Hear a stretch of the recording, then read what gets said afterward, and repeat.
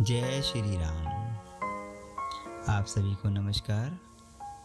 जैसा कि आप जानते हैं कि आज चतुर्थ नवरात्र है, माता कुष्मांडा का दिवस है।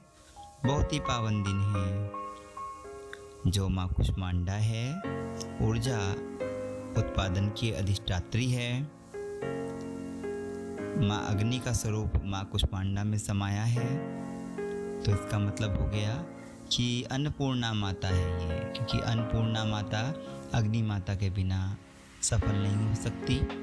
अन्नपूर्णा तभी कहलाती है जब घर में अनाज राशन आने जाने वाले की आवभगत होती है और उसके लिए, उस भोजन को पकाने के लिए पर्याप्त ईंधन हो। तो कुष्मांडा माता इसी का पर्याय है। आप कवच की लग जरूर करें, बार बार मैं यही बोल रहा हूँ। और कुछ नहीं आपसे हो सकता, समय नहीं है, जल्दीबाजी है काम की, घर के काम की, या बीमारी है। दुर्गा चालीसा का जाप अवश्य करते रहें।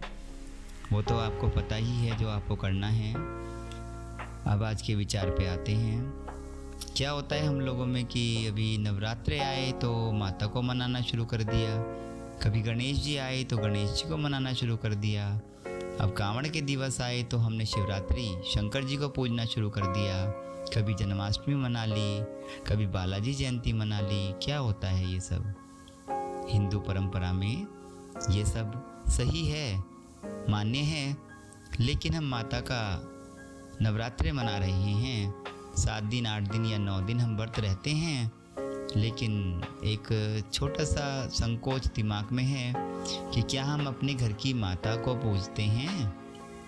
वही तो है माता जो आपको धरती पर लाई है, जिसने आपको जन्म दिया, जिसने 9 महीने आपको अपनी कोख में पाला, अपने छाती का खून पिलाया, आपको बड़ा किया। उसी माता को आज आप बुढ़ापे में धिक्कारते हैं, वृद्धाश्रम में छोड़ देते हैं। आपकी शादी हो जाती है, आपकी बहुएं उनको कुछ नहीं मानती हैं। ऐसा क्यों है? मेरा मानना है नवरात्रे आप मनाएं, सांझी भी आप लगाएं, माता के गुणगान भी करें, लेकिन उससे पहले अपनी माता को तो आप चरण स्पर्श कर लें। क्योंकि अगर उस माता पिता का आशीर्वाद आपको मिल गया तो किसी और देवता के आशीर्वाद की आपको जरूरत नहीं है। अपनी माता को मनाएं। उसके ऊपर मैं 2 पंक्ति जरूर सुनाऊंगा। तू कितनी भोली है, तू कितनी अच्छी है, प्यारी प्यारी है ओ माँ, ओ माँ, ओ माँ, प्यारी माँ।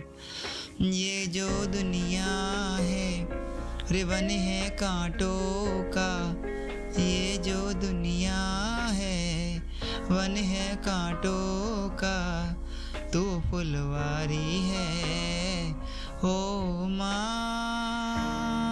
ओ माँ, ओ माँ, प्यारी माँ।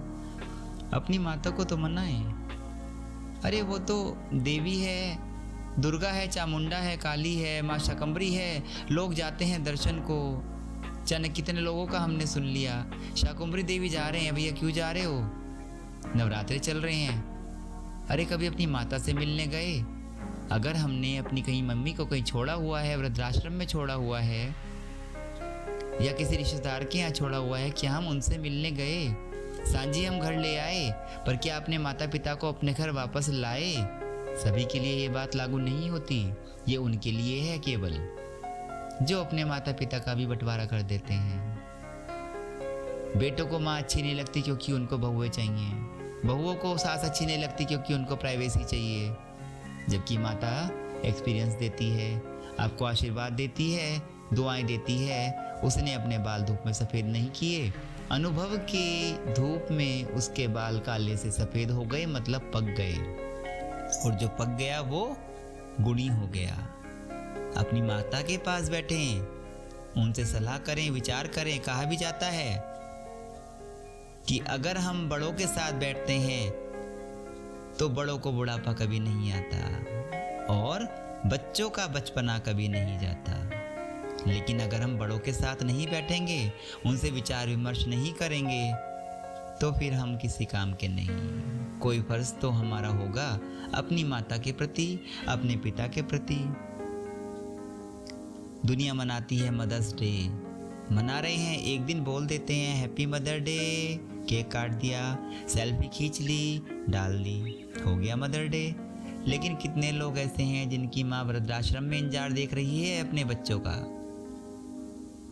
क्या उनका मन नहीं होगा अपने बच्चों के पास आने का?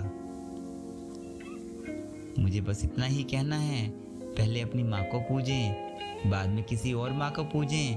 आपकी माता में 9 रूप हैं। आपकी माता सुलक्षणा है, चामुंडा है, काली है, दुर्गा है, संतोषी माता है और वही अन्नपूर्णा है। अगर आपको अपनी माता में कमी दिखाई देती है तो आप दुनिया की कोई भी माता पूज लें, कोई आशीर्वाद आपको प्राप्त नहीं होगा। बोलो जय महारानी की, जय श्री राम।